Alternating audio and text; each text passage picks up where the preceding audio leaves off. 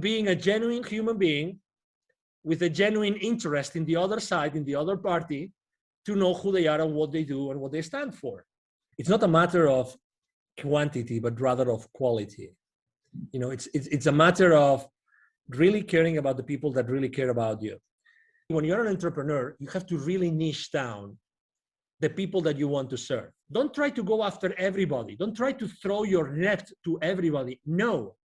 The more precise and specific with your messaging are, the more you're going to attract the people that you really want to serve. And the faster you will be able to make the mistakes that you need to really thrive with your clients and with your customers. Go through that process of making mistakes as fast as possible. That expression of failing forward, I love it. Because, my number one mantra, business mantra, and actually it's been even published in books, is take imperfect action now. The successful people that I'm seeing on LinkedIn, number one, they consider the other person individually as an opportunity to develop a personal relationship.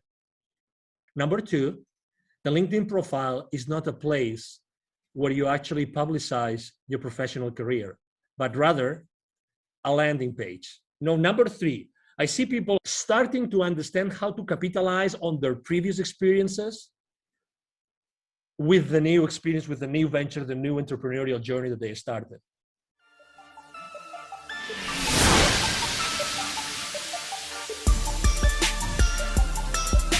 This is the Dragon Digital Marketing Podcast. Get ready for the digital marketing strategies and tactics that attract great customer relationships to your business. Here is your host, Monique Idemudia.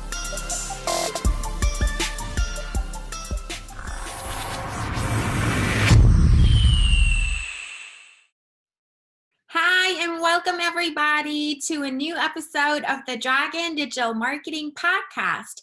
I'm your host, Monique, and you're listening to episode number 40. And today's episode is all about LinkedIn marketing. LinkedIn is such an important social media platform, and it's really special, and you can't miss out on the opportunity of leveraging LinkedIn for marketing your small business online. And here's why.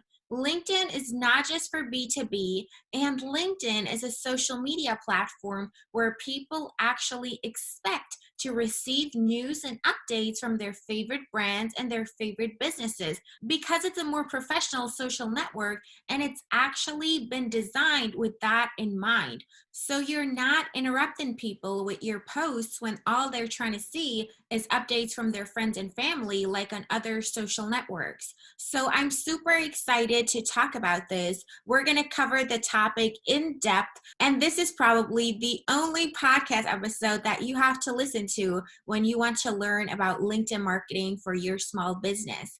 And my special guest who's joining me on today's episode is known as the CEO Confidant. He's an influencer, he's a LinkedIn strategist and LinkedIn expert. Obviously, he's very successful on LinkedIn and an expert on the topic. He's also a TV host, a public speaker, a CEO consultant, board member, and last but not least, a philanthropist. He's a truly amazing person. And I'm so excited to introduce you to Angel Ribo. Hi, Angel. I'm so happy to have you here. How are you doing today? Very well, thank you. Thank you very much for having me, Monique, and thank you everybody who's listening to us today. It's a pleasure to have you. I'm so excited to talk about LinkedIn marketing for small businesses today. So why is it important for small businesses to be on LinkedIn? Well, thank you. Well, it's funny because when I was in corporate America and I left corporate America 5 years ago, I have to say very honestly that I wasn't using LinkedIn at all. But I made it for some reason. I knew that my future audience was going to be on LinkedIn because I've always been a business to business guy. And so I started my, organization, my small company. And I said, I think that, LinkedIn is going to help me. So I started to basically look around and see what people were doing. And my main goal, my number one goal at that time was, okay, so I have had all those many connections internationally with so many people. And also I had already lived in Dallas for 5 years at that time. But I said to myself, let's increase my outreach. Let's have a lot of connection. Let's connect with everybody that has been connected throughout my life. So I started the journey. The first step was literally like going out there, seeing everybody that I already knew, for some reason, I started connecting with them. So that ended up only like having, because not everybody is on LinkedIn at the same time, but I went from a few hundreds to literally probably like 1,500, maybe 2,000 people. And that sounds a lot for people that are starting on LinkedIn, but I said, no. I really want to like start going to the next level. So what about the connections, which are my second level connections, which are connected to my connections? Let's just start. And that really started the journey. So I consistently started to go and, reach out to my second level connections. And obviously, as I was doing it so much and I was using so much time, I said, how can I automate that? Then I started a small like benchmark. I downloaded 3, 4, 5 different tools. I chose one of them and I started using that tool. I learned a lot. I made a lot of mistakes, and I did things that I didn't know that they were written on the terms and conditions of the, the contract with LinkedIn. I got restricted. And obviously I was extremely frustrated because, you don't know what you don't know, right? So you think that you're doing the right things and you're being cautious and everything, but it wasn't really that cautious, apparently. So, I made a lot of mistakes, but obviously those were lessons. And something that actually, one of the mistakes I made besides those, trying to make so many connections that got restricted was, how do I keep those relationships warm? Because a connection that means nothing unless you have a conversation with them. And not everybody's open to, have those conversations, not over. So I decided I'm a very unconventional guy. Let's put it this way. I don't like to do what everybody else is doing. So, I obviously, as anybody else also, after choosing a couple of tools to automate my work, what I did was, okay, so who really knows about marketing with LinkedIn? And I started to download some PDFs, some ebooks, some of, you opt into a particular offer and you get some basic information. I started trying things and I didn't like them. They didn't work for me. So I said, okay, so I'm going to be myself. I'm going to be Angel Ribo, the CEO of Confidant, talking to all these people, and I'm going to use unconventional messages. And I started, basically, I remember one batch of my emails or the connecting emails to my potential connections saying, what has been the most defining moment in your life, right? And I have to say that wasn't very successful, but that allowed me to see who was really open to have very in-depth conversations from a human perspective. Because we tend to think that as LinkedIn is a professional network, everything has to be professional.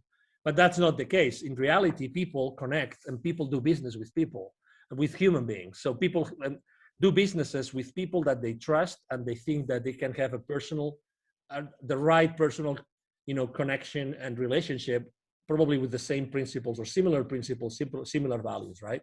We don't have to be in agreement with everything. So, but it was interesting because a lot of people asked directly, this was the most defining moment in my life. And that means that a lot of people became suddenly vulnerable with me. So I learned one lesson, which is maybe if I am vulnerable, they will be vulnerable as well. So then I started becoming really more raw. And something that people don't actually think about is when we start a conversation over email, it doesn't have even to be LinkedIn. People think that they have to immediately start throwing all your value to them. Like, let's say you and I were both podcasters and we want to have a lot of nice, very successful people, and we start reaching out to them. Hey, I have a podcast and, I'm only starting, but, or maybe I already have like 10,000 people following the podcast and I have 20,000 downloads or maybe only 500 downloads. It doesn't matter. In reality, nobody cares about what you are, who you are or what you do. In reality, people care about what you can do for them. So that's very important. So, I started the conversation with them at that point as if I was in a face-to-face networking event. So let's say you and I meet for the first time. You're in St. Petersburg, Florida, a wonderful place. And there's a boat trade show in St. Petersburg, which actually it happens a few times a year. And I go there and we meet in a parallel networking event to the show. The first thing we're going to say is probably, hi, Monique, because you will have a badge, right? Hi, Monique, how are you? I'm Angel, I come from Dallas. That will be probably the first conversation, right? Very, very informal conversation. And maybe, we get into a conversation and we get to know each other a little bit and we get to talk about what you do in your life, what I do in my life. And maybe we kind of like each other, so we continue the conversation. And maybe, when you support the small businesses, I can send you a few leads your way. And when, someone wants to go international and wants to expand internationally, maybe you send them my way, and that's how things are being built, from being a genuine human being with a genuine interest in the other side, in the other party, to know who they are and what they do and what they stand for. Would you agree? Absolutely. I absolutely agree. That's the secret to everything. Yeah. Exactly. So, I understand that a lot of people have their recipes and have their swipe files and they have their strategies and everything. And that's great. But, I think that until the moment in which you realize that being yourself fully is that you start thriving, that's the most important epiphany that I would probably recommend every single entrepreneur out there, every single business owner, that they try to shorten this path. Don't be in doubt. I'm sure that maybe in the beginning you don't really know if that's the right service to offer, the right product to sell. I don't know if that's the right way to say it. It doesn't matter. There is an exact correlation between the amount of energy that you're going to put on everything that you do and your results. And it doesn't have to be necessarily like politically correct or marketingly correct or salesy correct. Really, it's more important that you are yourself, genuinely yourself, and then everything will happen. Honestly, everything will happen. It's all about energy. I have a friend.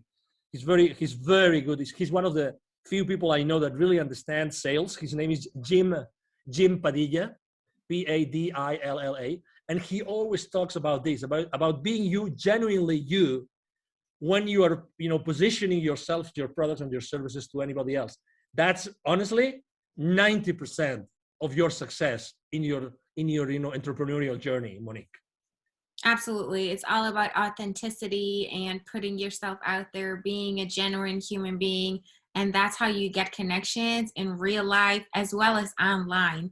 LinkedIn should just be an extension of, the real physical world that we're in, and now we're taking it online, but the same principles apply. If you walk up to a person and you're immediately pitching to them, or even worse, it's an automated outreach message, you can tell at the first sight that it's not real, it's not authentic, it's been generated by a bot, and that just doesn't make you look sympathetic, and people will not want to connect with you and engage in any further conversation with you if you haven't made an effort to learn more about them and build rapport and so on and so forth. So you've touched on a lot of things. You got burned with. Sorry about that, Monique.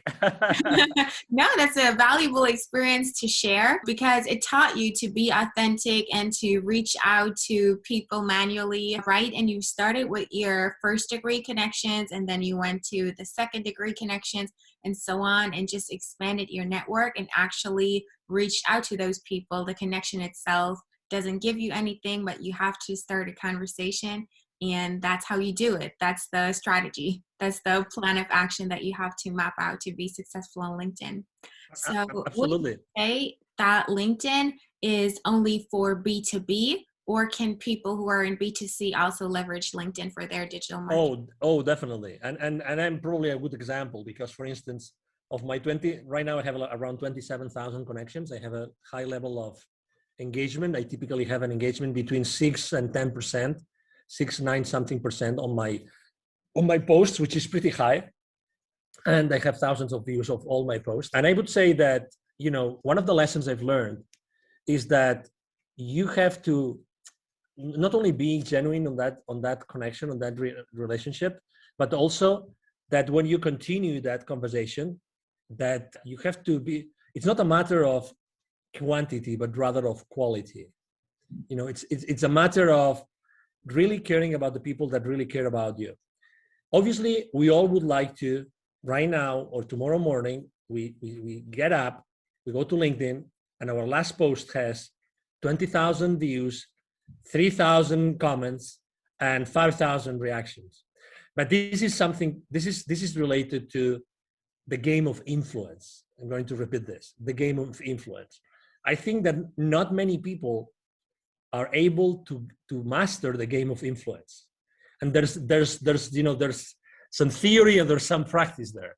Okay, so I would like to to actually tell you that if you really want to excel on LinkedIn and other places, right now we're talking about LinkedIn, I think that it's important that you learn how the game of influence really works. And obviously, the media knows this very well, and entertainment knows this very well. But let me tell you, as an entrepreneur, that you're listening to this, to Monique's podcast today. In order to start playing the game of influence, I would like to actually even recommend you an author, because she's written a lot about influence, and she's great about it. The number one rule, and the first rule, not the number one, but the first rule when you want to start playing and gaining more influence for yourself, for your content, for your brand, for your company, is that in order to gain influence, you have to give influence as a first step. You have to give influence. Don't ever consider yourself that you are small. It doesn't matter how many connections you have. It doesn't matter how many people actually engage with your posts. You have a connection. So you have an influence. So start giving influence to the people that have more influence than you, and go and interact with the people that have more influence than you. So that's two different things, right? But make sure that you do this. Look around, who in your industry, who in your niche has more influence than you today, say on LinkedIn, right? And go there and try giving them more influence. So interact with them, because this is going to help them. And if they are professional enough in that, they will follow you back and they will start giving you influence back. I've done this literally hundreds of times already in these 5 years. And I can tell you, if you do that, you're going to gain more influence. And how does that relate to your question? Is it only business to business or business to consumer? I have 27,000 connections, 76, almost 70. Actually, now I think it's almost 78% are C-levels. Okay, so are people who have, positions high up in organizations, and most of them are on very large organizations. Okay, very large organizations. So that's why I think that obviously I'm not only, when I'm working with my clients or with my clients' clients, and with both, we all help each other on LinkedIn. When I reach out to these people, I'm not only reaching out to their companies, but I'm also building those those one-to-one relationships with them as a human being. So to your question, absolutely. If you are offering, for instance, a product or a service who's only for a specific individual, because what you do is you have let's say a coaching practice. You want to coach someone, or you want to consult someone, you want to, for instance, help corporate executives to get out of the corporate world and set up successfully their venture, their company. Is LinkedIn the right place? Of course. But also, if you're offering, let's say you're offering luxury hotel stays in, I don't know, in Bahamas, for instance, or villas, is LinkedIn the right place to do it? Absolutely, as far as you are talking to the right people, the right audience. And when you develop this relationship that they trust you because they have exchanged a few mails, or you have given them some value that they wanted or they needed, then you can actually offer them other things. You can offer them other products. You know what I mean? So at the end of the day, it doesn't matter where you are. The fact of the matter is that as far as you develop those strong relationships, you will be able to offer them both services for their companies and services for them personally. Absolutely. That's the power of the principle of reciprocity. You give before you ask, and people will reciprocate really most of the time.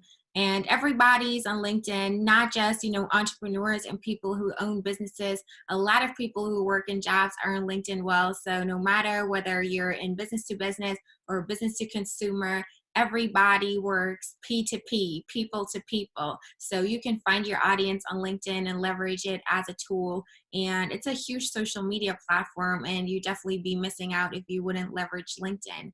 Now, we focus time and resources, our people, our money in our digital marketing strategies. So how can we leverage that to actually see a positive return on investment and make it an investment and not an expense? We actually want to generate leads and sales from our activities on LinkedIn. So how do we go about that to make it worthwhile and to make it profitable and efficient to actually get leads and sales from LinkedIn? Obviously, great question. And that's the That's the $1 billion question, right? So after you have developed those relationships, then you have to start doing a triage that they call, right? The triage. So you have to start really knowing what every single company or every single person really wants. I'm going to see what I'm saying want, I'm not saying needs. I'm saying want. Because why? Because you, as the expert matter on something, okay, as the, you know about something, you know a lot about something that's the service that you're offering, you know exactly what these kind of people might need. But guess what? They don't really know what they need. What they really know is what they want. And that might sound a little bit subtle, but it's not subtle. It's the reality. Is that you have to know what they really want.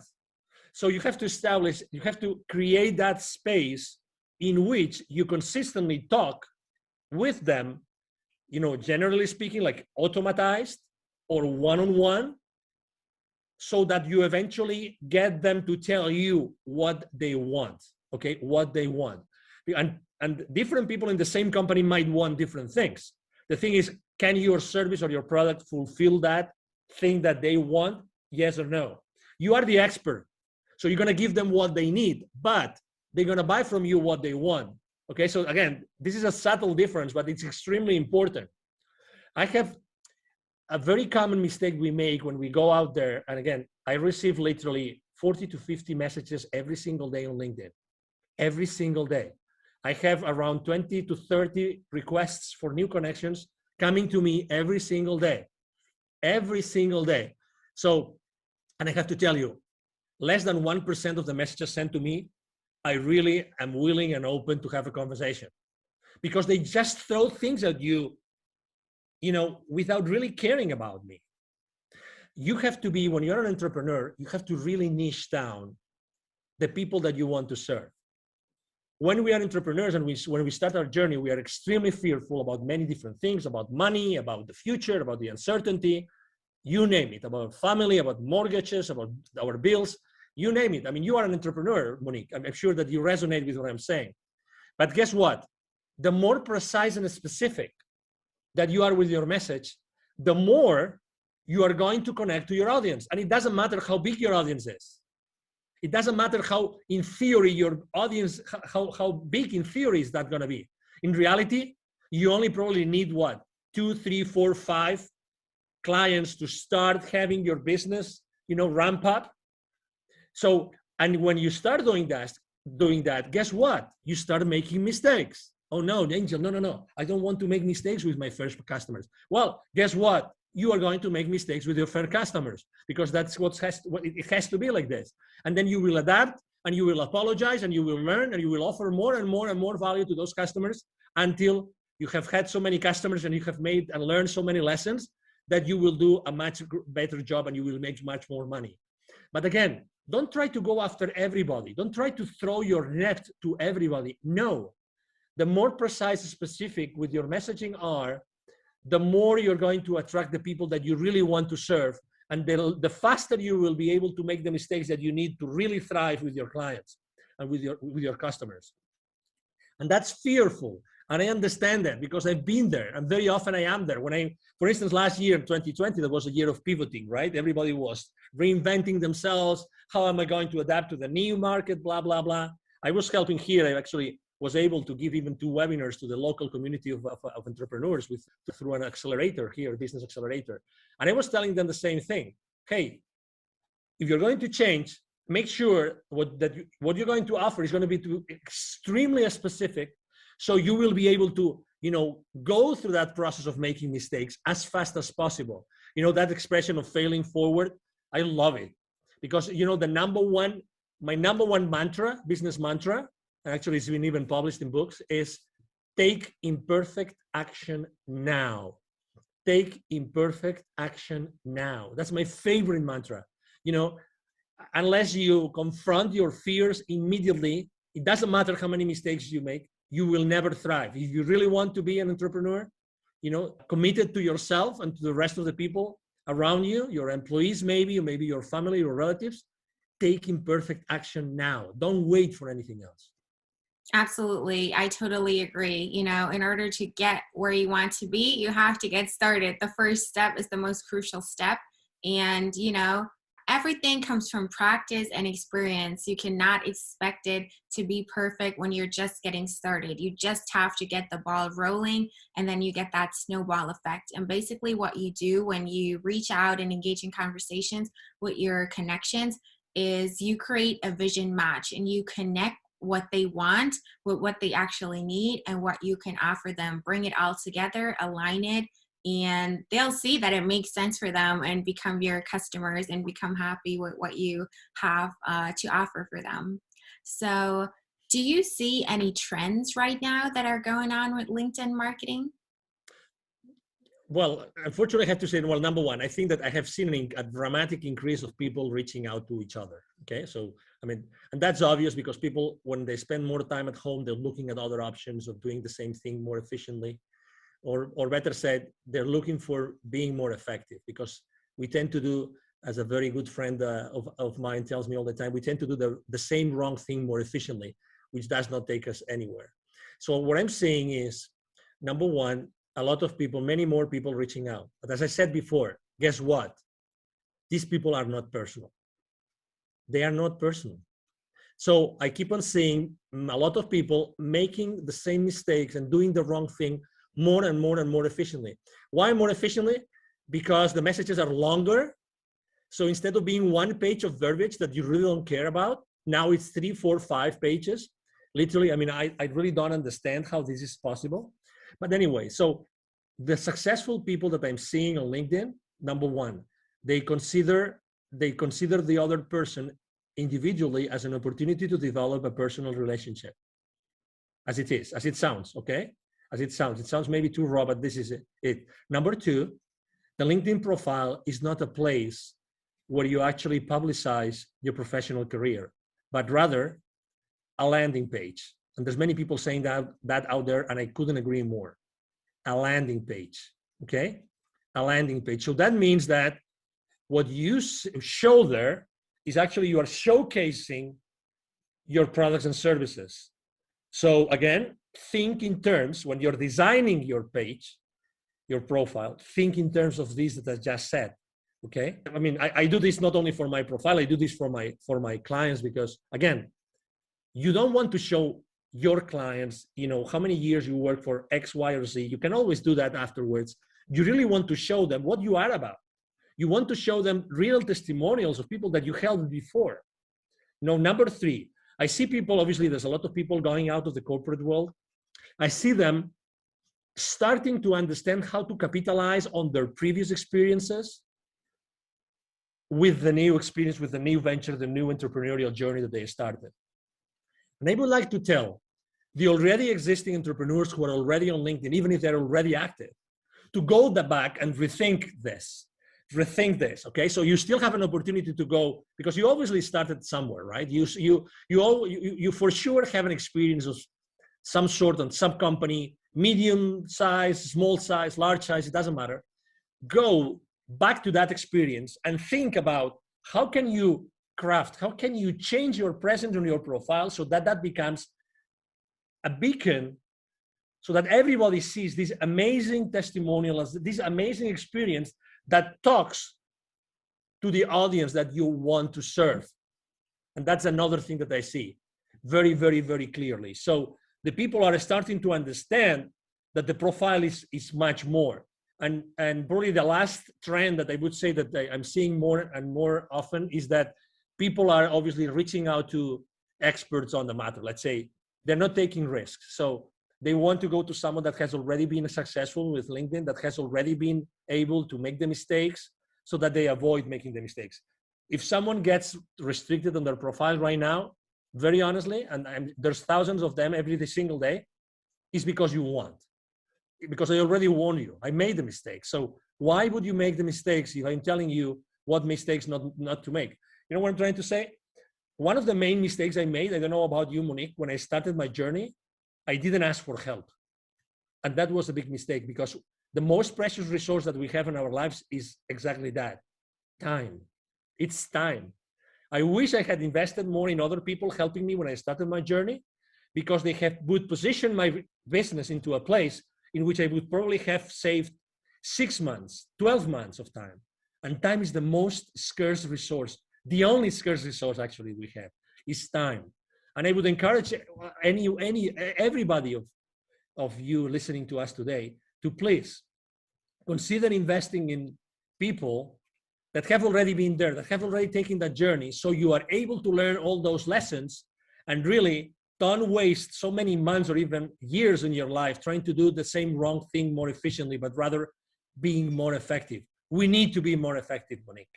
Yes, I absolutely agree. All of those people who are reaching out with those annoying, unpersonalized, automated messages, they're not really your competition. Everybody ignores them. Everybody's just annoyed by it. They're not taken seriously. And, nobody is willing to give them a chance and do business with them because they've messed up the first impression. That's number one. Then I love your analogy to your profile not being, a CV, but it's your landing page. So you can really showcase yourself there and use that as a tool. And what do you think about creating content as well, posting on LinkedIn and really leveraging all of the features that the platform has to offer?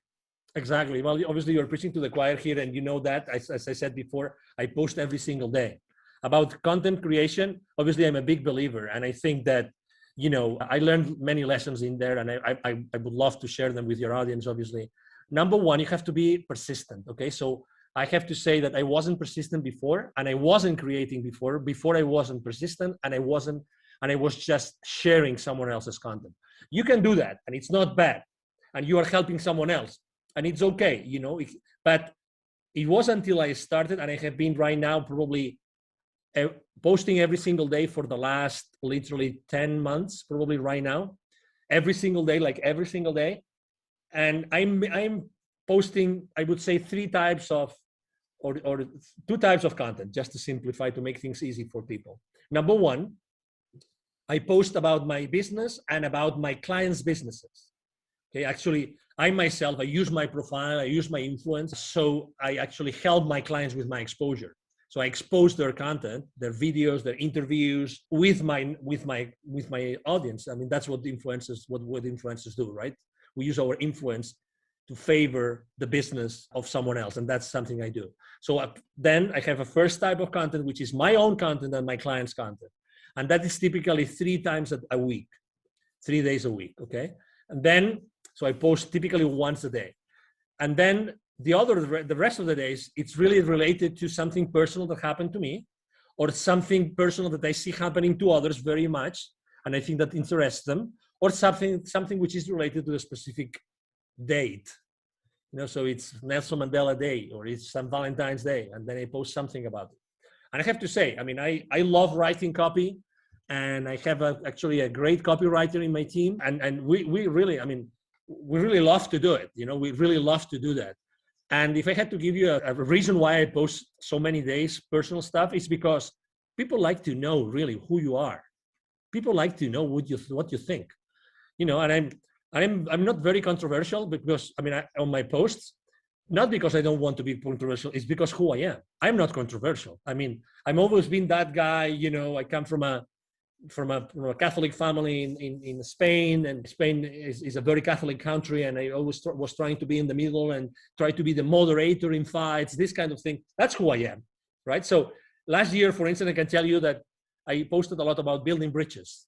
Everybody was burning bridges. Everybody was here or there, and you are in Florida. So, I mean, I think, as you know, Florida is also a very polarized state, right? And Texas was also very polarized last year before the election here in the US. You know what I'm talking about. So I did not post about politics, not one time, actually not one time in my life, just because I think that we human beings, we need to discuss other stuff.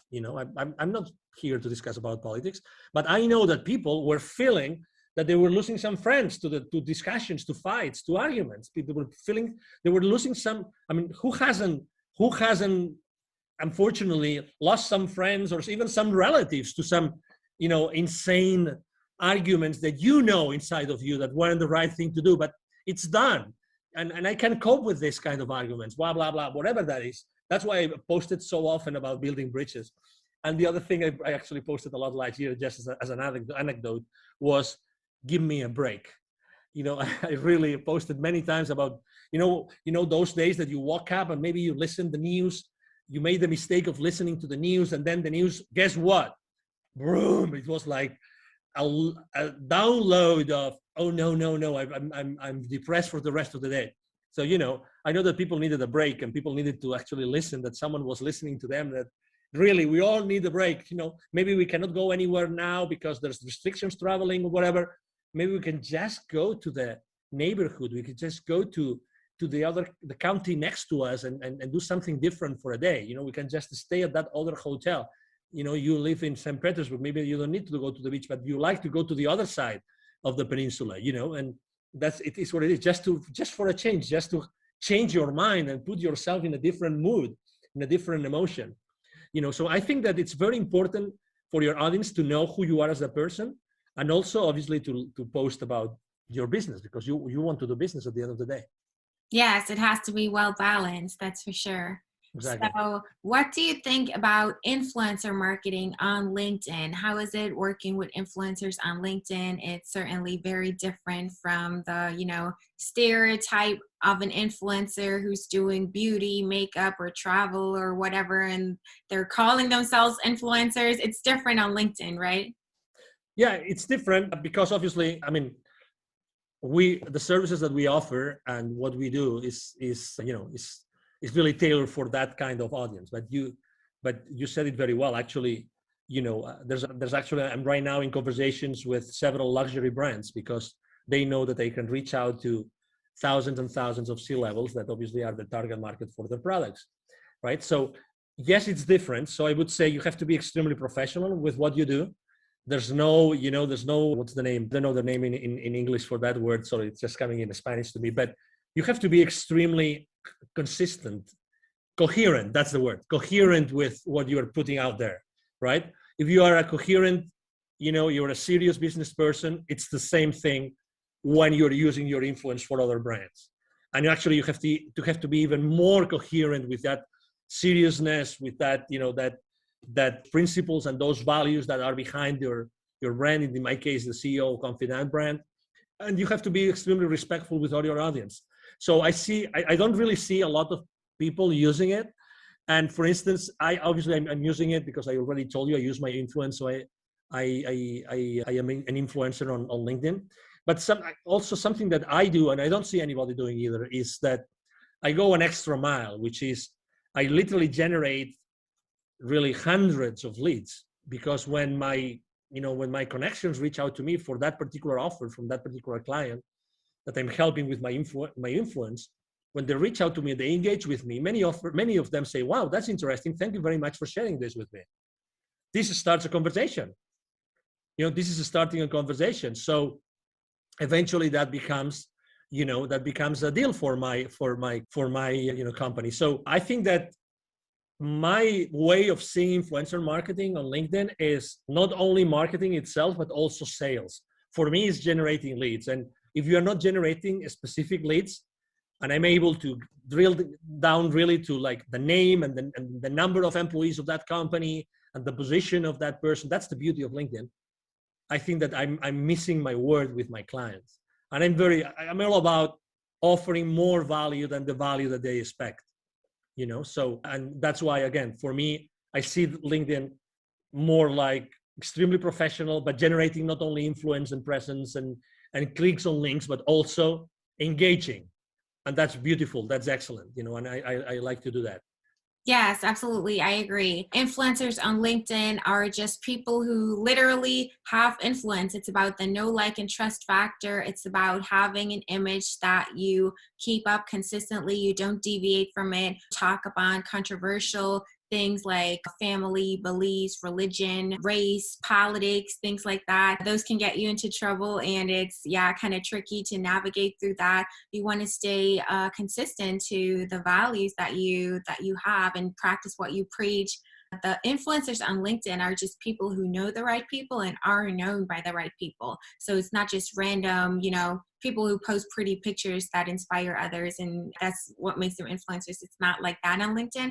It's a lot more professional. So you have to find those people, reach out to them. The analytics that you get are just amazing. You can drill people down by industry, by position, levels of experience, and so on and so forth to find your right audience and then reach out and connect with the right people on LinkedIn. Yeah, exactly. It's a different game. And it's easy to your point and to your questions, Monique, it's easy to get overwhelmed on LinkedIn. So I would suggest, obviously, you have to build your own system. You need to build a system of systems, right? A system that has different pieces so that all together you keep your sanity, number one, and you generate business for yourself and for your clients. I think that's very, very important.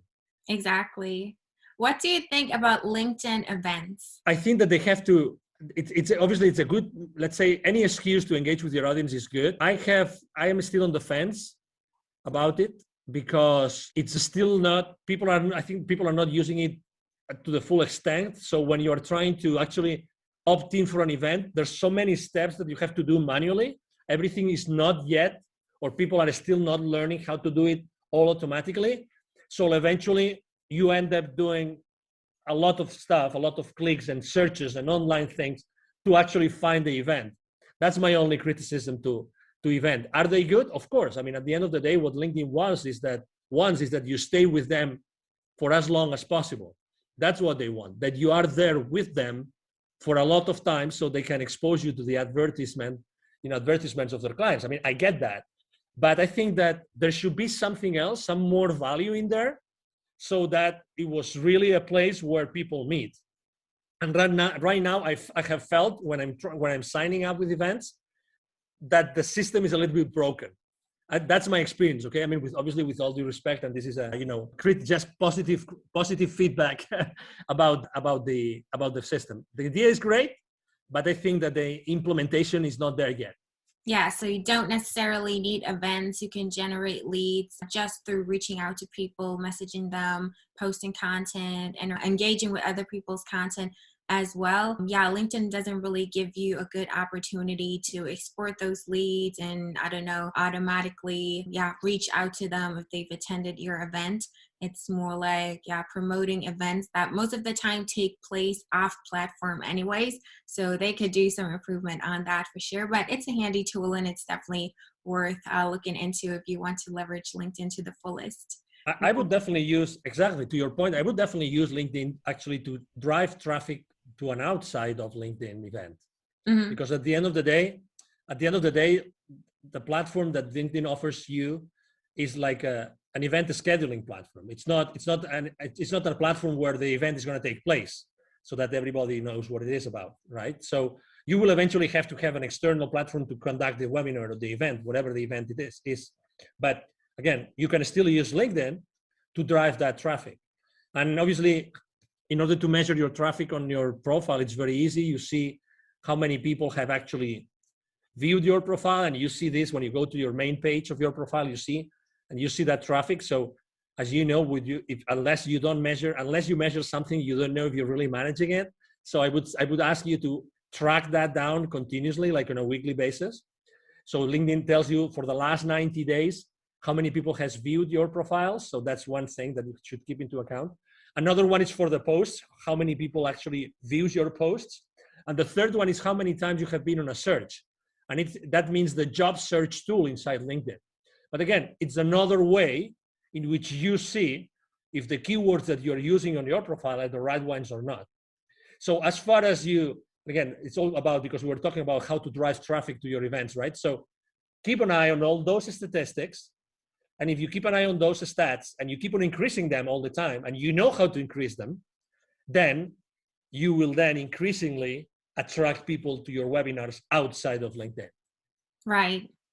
So you've touched upon, or you've talked about building that system of systems. How do you go about building a system and really incorporating LinkedIn in your digital marketing strategy and create an actionable plan that you can execute step by step to make it work for you? Great question. Obviously, I mean, I built my system after lots of tries and errors, lots of mistakes. I would say even great. I signed up for systems or subsystems that look great on paper, but then, for instance, the customer support was very bad. And I have to say, for me, customer support of any system or subsystem I use is paramount, is the most important thing, because when you most need it, you want the support. You need the support to support your business or to support the business of your businesses, right? So I ended up doing a mixture. So there's several subsystems that they use to track the messages on LinkedIn, to track the connections, and to throw campaigns, to launch campaigns to different audiences, because I want to really send the right message to the right person. Then I also use Sales Navigator, because it's part of Sales Navigator is really the high quality search tool. If you do a search on normal LinkedIn, even if you have Prime or Premium, excuse me, I'm talking about Premium. I would encourage you to use, if you can afford it, to use Sales Navigator, because the power of the search tool of Sales Navigator is going to help you a lot to then specifically customize the entire marketing strategy to the people that you want to launch it to. Okay, so we already talked about the several tools, including Sales Navigator. Then I also use a tool that allows me to track literally all those numbers that I told you, every single number of every single post, because as you can imagine, I post every single day. A few times from time to time, I post twice a day. So this is a lot of data. I have a system that helps me track all that data live, like online, like on real time. And that's very important for me, because I can make decisions. I realize even what emojis work better. All these kind of things, how easy it is to read my copy today compared to how easy it was 2 days ago, 3 days ago, 4 days ago, or 4 weeks ago. So I track all these things, and I have a system that tracks it down. And then to put it all together, actually, there's something called, you probably have heard of this. There's a tool called Zapier. What Zapier does is, let's say it's a tool that allows you to actually integrate the rest of the tools. So I would say, if I can use, and with all the respect to all the people that believe in God, including me, right? Zapier is the God of technologies, okay? Zapier is like the octopus. If you've seen that precious movie, My Octopus Teacher, which I recommend to everybody, by the way. So it's like the God, which is in the middle, that helps you integrate the rest of the tools. So I put Zapier in the middle, which is really easy to use. And it helps you manage different triggers of different events happening in different places. You can actually integrate email into that. And I have actually also, and that's the last part of my system, I have built actually spreadsheets on Google Sheets, fully integrated with the rest of the system, so that I have a dashboard. Okay, so here you are. I have a dashboard that has all my leads, all the leads generated on LinkedIn, all the leads, all the emails that I'm sending through my email system. And all those systems are integrated onto a dashboard that I have had designed on a spreadsheet.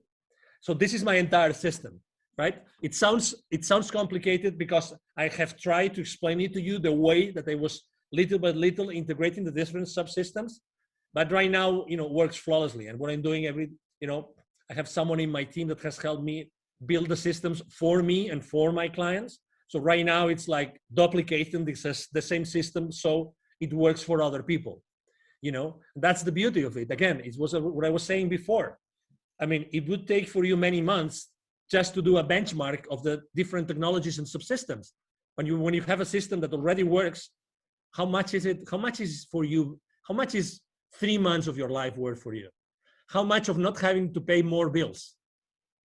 Add up the bills that you have to pay. Add up your cars, your mortgages, the utilities, the clubs, add all those up, multiply it 3 times, or maybe 6 times.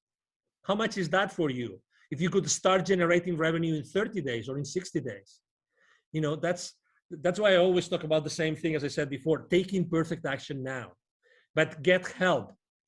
Be the solution. Don't be the problem. Don't keep on working on the problem. Work on the solution today. Yes, I think that leveraging marketing automation and taking advantage of all of those tools to facilitate the processes for you is a smart thing to do. And everything has to be integrated nowadays. you can't, invest your time in doing repetitive things manually over and over again to create the spreadsheets and everything yourself. And you want to leverage tools for that. And Zapier is a great tool. I use it myself. I can definitely recommend it. Sales Navigator, I'll link the tool recommendations that you gave us in the description as well. What tool do you use to track your activity live, and what helps you figure out which emojis work best for your social media management? Yes, there's a tool called Shield App. Again, I'm doing some, I'm doing some referral marketing, affiliate marketing today, but it's okay. I mean, I'm not making money with any of those, by the way, so that you know. But if you would like me to share the links to those technologies, I can do that, Monique. If you want me to do it, I will be more than happy to do it. But I use, actually, it's developed by some European high-tech team. Great support, great technology. It gives you great information. It's called Shield, like windshield, but Shield only app. Again, great technology. When I saw it, I said, "Oh my God!" I used to use a spreadsheet, and I'm kind of I used to be a control freak, but now I am micromanagement with myself freak, because I really want to know how to improve things. I want to make small improvements little by little, but I need data. So I was collecting manually every single thing. So I had a spreadsheet, post, date, blah, blah, blah, hour of the day I had posted, blah, blah, blah, all of those things in the spreadsheet. When I saw that system, I said, "Oh my God, you have heard my prayers. Thank you very much for exposing me." And I have to tell you, I'm all the time looking for new technologies, all the time, Monique, all the time. Even if I'm super happy about Shield App and Zapier and all those technologies I'm using, I have to tell you, I'm always looking out there, because right now there's so many disruptive technologies. There are so many, Monique, that, I mean, there can be right now out there some technology that probably can do something for you that you don't know, you can't even imagine, using machine learning, using artificial intelligence.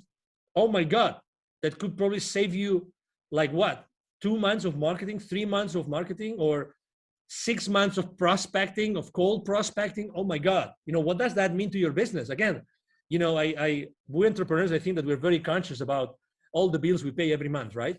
So every month we pay those bills, and those are so much, and how much money I have to generate every month to break even, or obviously to make money so I can save up for a new car, for a new vacation, for a new experience, or for having this wonderful present I want to give our parents, right? I mean, who doesn't want to give a better life to their parents, Monique? Absolutely. Yeah. That's why I love asking about tools. I'm all about, leveraging technology to make things easier and faster and automated for us, so we can spend our time doing the things that are more important for us, and we're not wasting time. We have to be the most efficient nowadays. Absolutely. Thank you. Thank you very much. I have to say that I really love it when the rubber hits the road, because it's really there. I mean, right now, everybody listening to us, they can go out there, look for it, buy it, try it, test it, and see, oh my God, yes. Yes. And that's what we want. I mean, we really want, you are a public figure, I'm a public figure. We are here to really help people. We really want to make these shows, these conversations useful for people. We really want to do it. Yes. That's why we do it. I mean, we're using our time. It's, we're recording this on a Friday. I'm sure that you have many better things to do today. You could be, you know what I mean? I mean, we have choices in our lives, but we still choose to be here because we want to really share our experience. If our experience can help someone, if today there's only one person, even if there's only one person that resonates with my message today, oh my God, this conversation with you, Monique, has been enough, because we've changed someone's life forever. And that's the beauty of having these conversations publicly.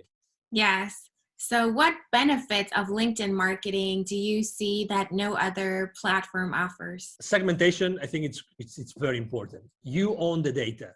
You don't have to trust that someone is going to categorize the data for you as other platforms. In this case, you know exactly who you're talking to.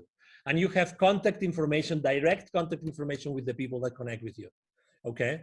Obviously, in the bad hands, that is going to lead you to a restriction. But the good thing is that you really can touch upon the data of the people that trust you and you trust them. And that's extremely important.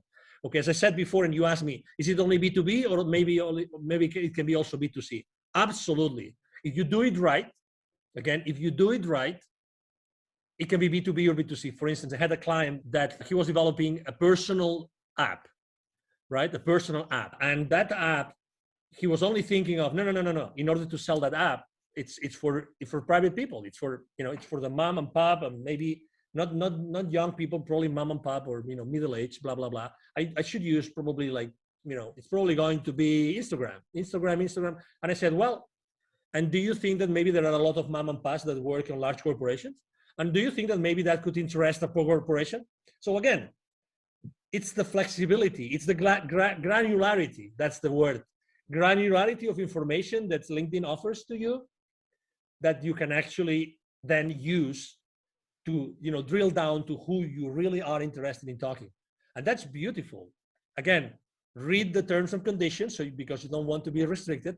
But this wealth of information, again, to be honest, I consider LinkedIn to be a search tool. It's nothing but a search tool, to be honest. It's a search tool, but a very powerful search tool that allows you to do a lot of things. But it's a search tool.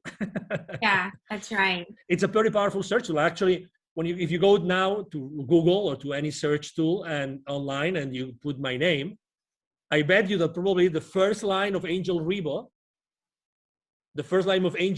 R-I-B as in boy, O, is going to be my LinkedIn profile, for sure. Obviously, because I have thousands and thousands of people watching my profile, every single day, but also because they want to be a search engine. They want to be so that whoever is looking for someone, the traffic is now driven back to LinkedIn. That's what they want. LinkedIn wants you to be spending a lot of time on LinkedIn. That's what they want.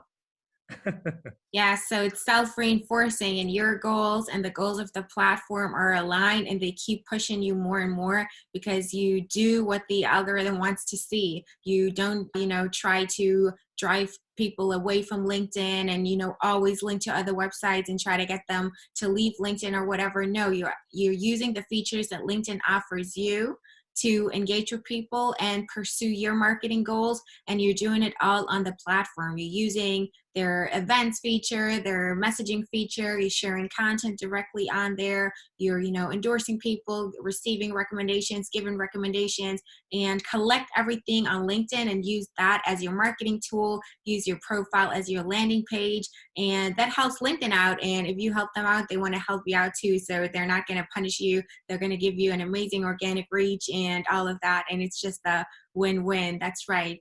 So LinkedIn also has this feature where you can publish articles. So you can also use it as an extension of your blog and publish stuff there on LinkedIn. Do you recommend doing that as well? That's a great question. So I have used it for my clients. I have used it for my own only one time.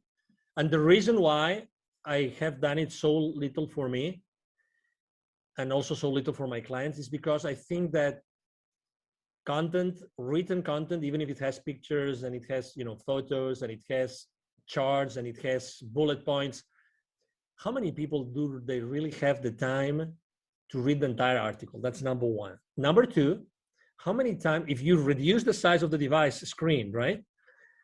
You might have the time, you have a great screen, you might have the time that you might like even to read it because it's fancy. But if you're on your cell phone, and we know that consumption from mobile devices is going up, how many are they going really to see that article, to read that article? You know what I mean? So it's all about traffic.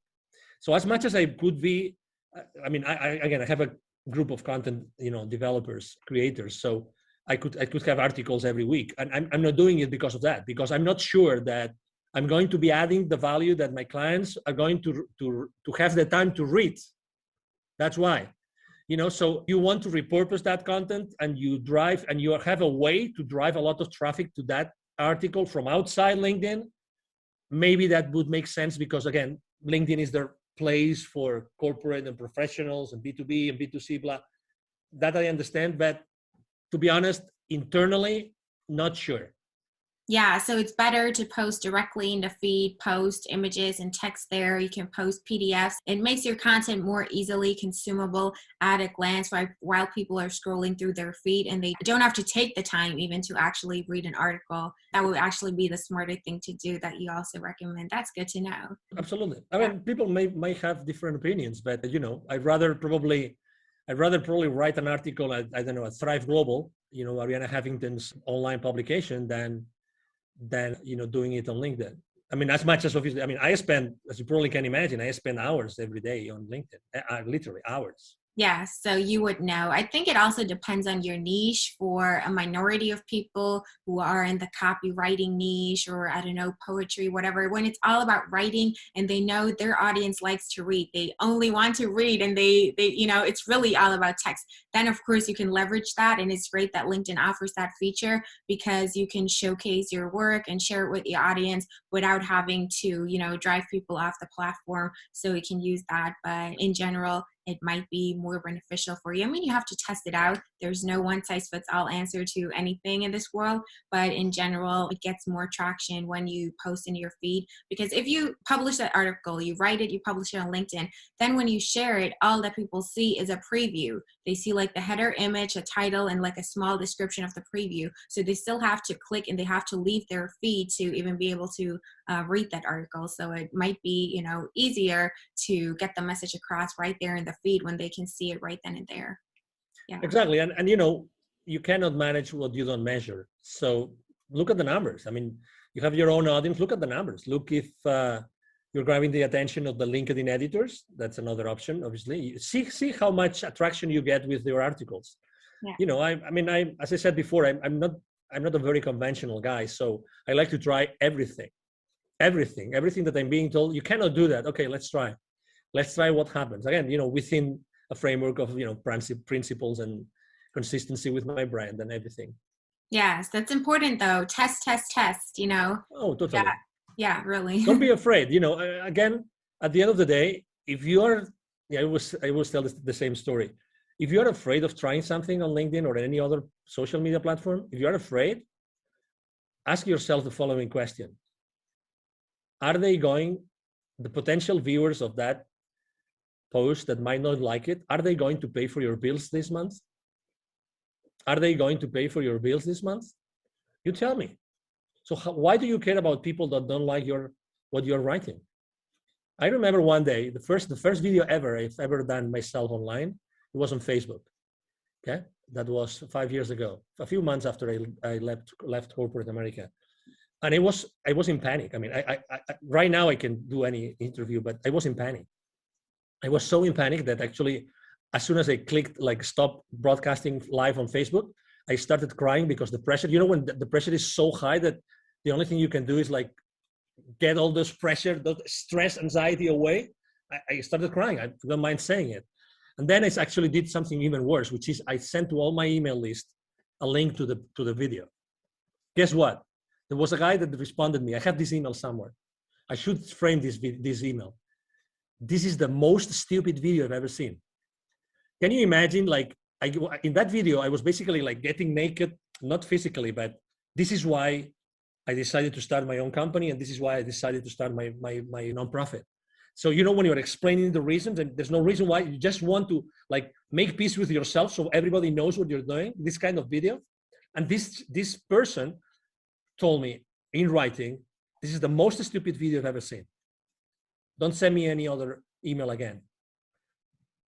Obviously, I said, wow. But I mean, probably some people would have said, I didn't respond to the email, but some people would have said, oh my God, it was probably pathetic. I was pathetic, and oh my God, maybe I shouldn't do this anymore. Or the other way around. I mean, I realized that video was my thing. And honestly, I mean, right now video, I love video and I use video as much as I can because it's much more direct, and people prefer to spend 2-minute video, and if it has subtitles, even better than doing many, many other things as far as, content consumption is. Yes, so, don't listen to the haters. They're just jealous. They're, trapped in the rat race themselves and unhappy with their life and their corporate job. and they just can't be happy for you that you got out and started your thing, and you have the courage to make a video and share your emotional experience and Exactly. your reasons there, and just want to hate a troll. Yeah, always keep that in mind. Don't let it paralyze you or make you doubt yourself. Just ignore it. It's the best thing you can do.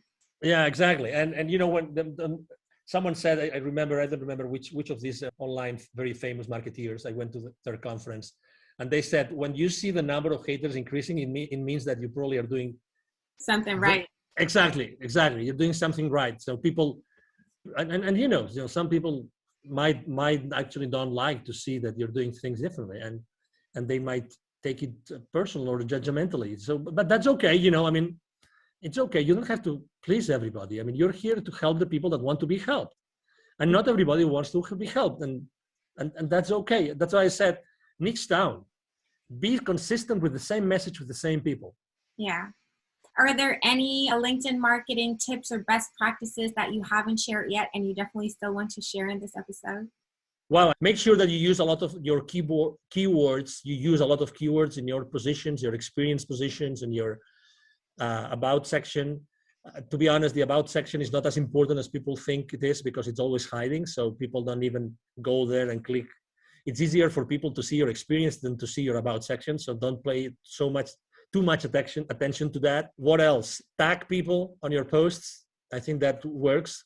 If some people do not like to be tagged, they will tell you. I get messages every week of people saying, thank you for tagging me, because I needed to listen to that message. I needed to read your post today. So, again, don't ever think that, don't prevent yourself from doing something because you think that you might upset someone.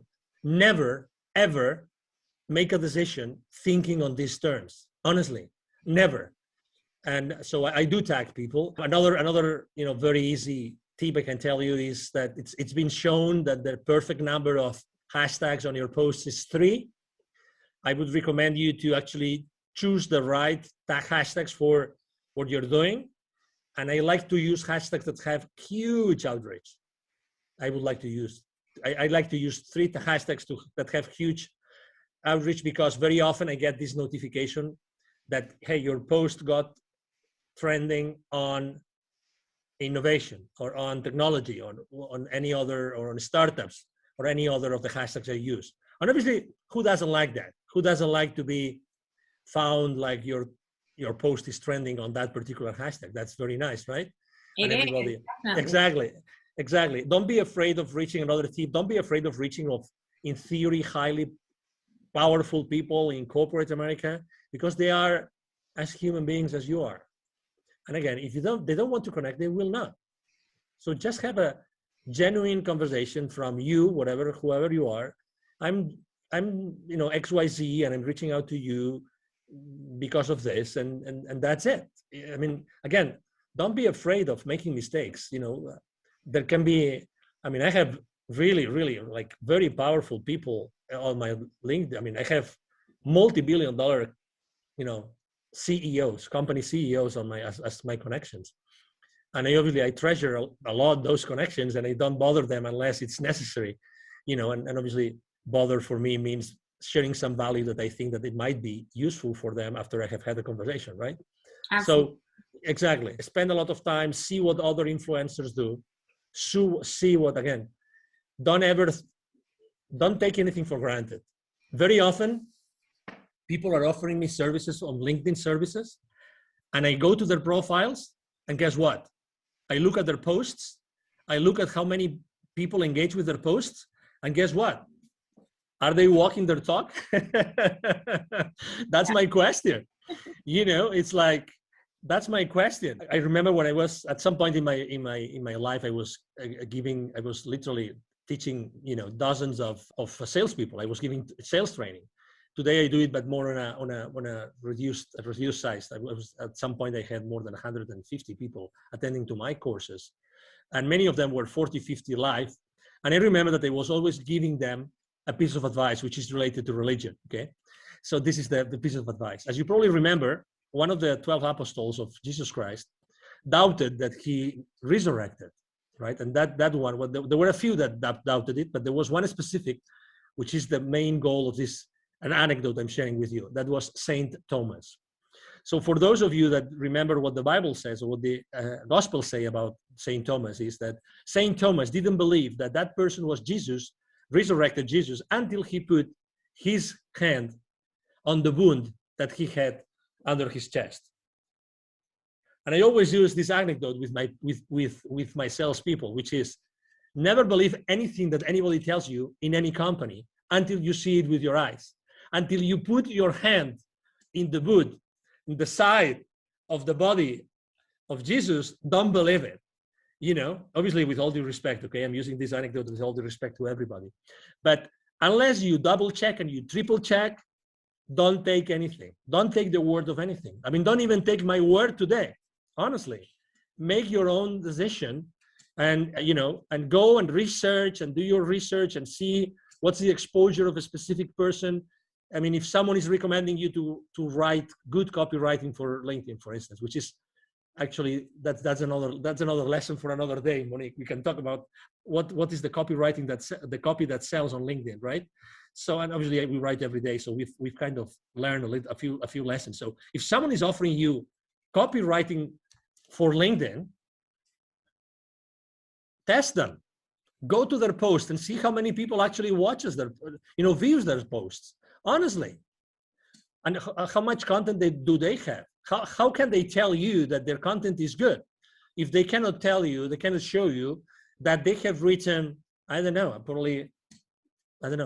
we right now we probably have 200, 300 different posts of our own created, content.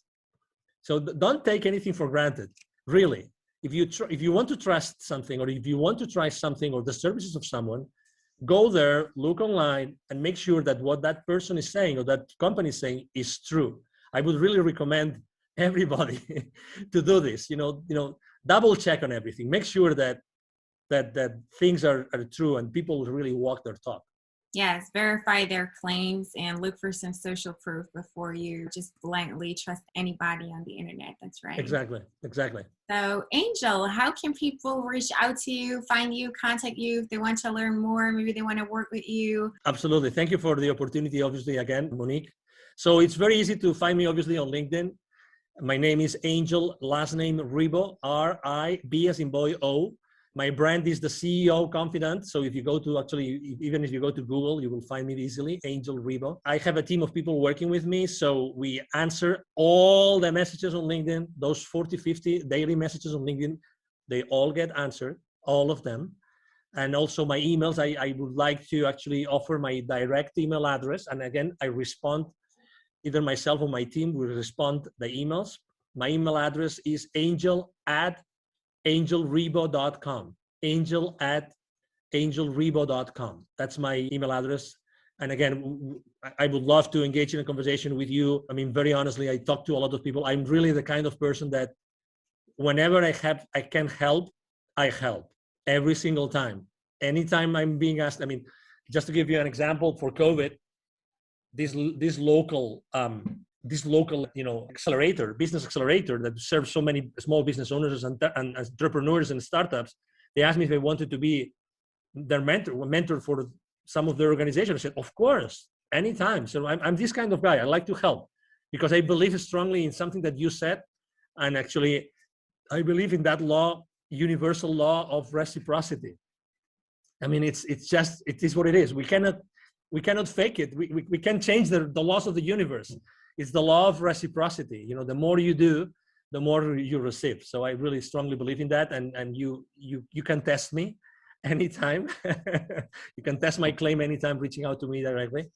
And again, as I said before, thank you very much, Monique, and thank you very much to the audience listening to us today. You're welcome. It's been my pleasure to have you here. You shared so many valuable tips. It's amazing. Highly appreciate it. And I think it's a great interview. Thank you so much. Absolutely. Thank you very much, Monique. Thank you so much for watching and listening to this episode. This was a super valuable episode packed with actionable tips and tactics that you can start executing today. I'm sure this has helped you out a lot, and I have something for you that's going to help you out even more. I have a free gift for you, and it's a buyer persona template.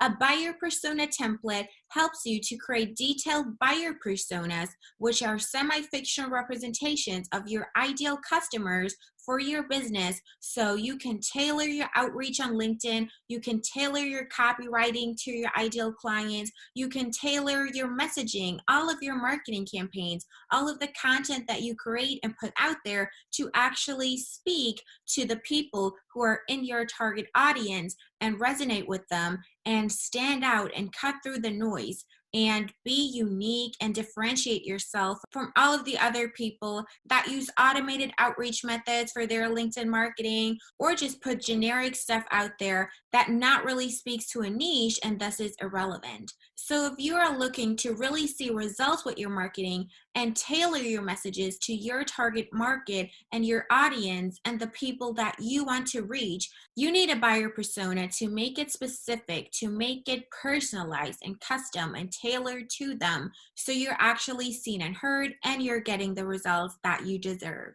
So make sure you grab my buyer persona template. It's a free download, free of charge. You don't have to pay anything. Just go to the website. That's dragon-digital-marketing.com. The link is also in the episode description. Make sure you check it out. And there you can also find the show notes to this episode, where I always put all of the links for the resources, tool recommendations that Angel gave us during this episode, and also the links to his and my LinkedIn profile. Make sure to follow the both of us, because we share valuable content there every day, and that's going to help you out even more. So as you can see, we got you covered. I hope that you really liked this episode, and thanks again for watching and listening. I really appreciate it, and I appreciate your engagement in the community. And as always, if you need help with your digital marketing, reach out to our agency, Dragon Digital Marketing. We're happy to help you out.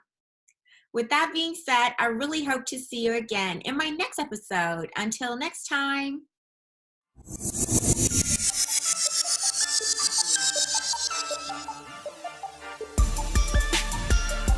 Thank you for joining us for this episode of the Dragon Digital Marketing Podcast.